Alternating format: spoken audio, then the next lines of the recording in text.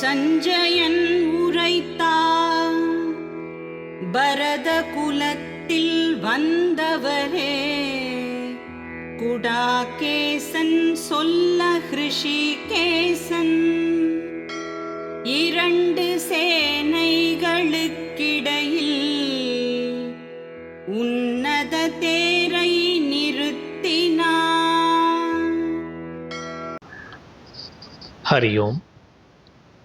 சஞ்சயன் கூறுகின்றான், திருதராஷ்டிரனை பார்த்து, பரத குலத்தில் வந்தவரே, குடாகேசன் சொல்ல ஹிருஷிகேசன் உன்னதமான தேரை இரண்டு சேனைகளுக்கு நடுவில் நிறுத்தினான் என்று.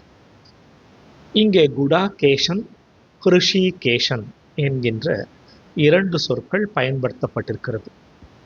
குடாகேசன் என்பது அர்ஜுனனை குறிப்பிடுவது. குடா கேஷ என்றால் சுருள் முடி கொண்டவன், சுருட்டை முடி கொண்டவன் என்று ஒரு பொருள். குடாகா ஈஷகா தூக்கத்தின் தலைவன் என்றும் ஒரு பொருள் உண்டு.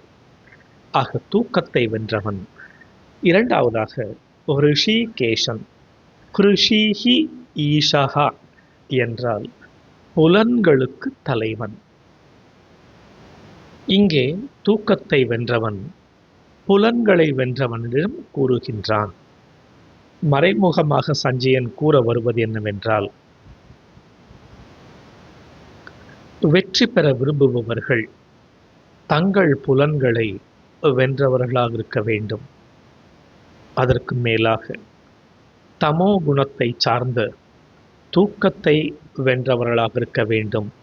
அவர்களால் மட்டுமே வெற்றியை ருசிக்க முடியும்.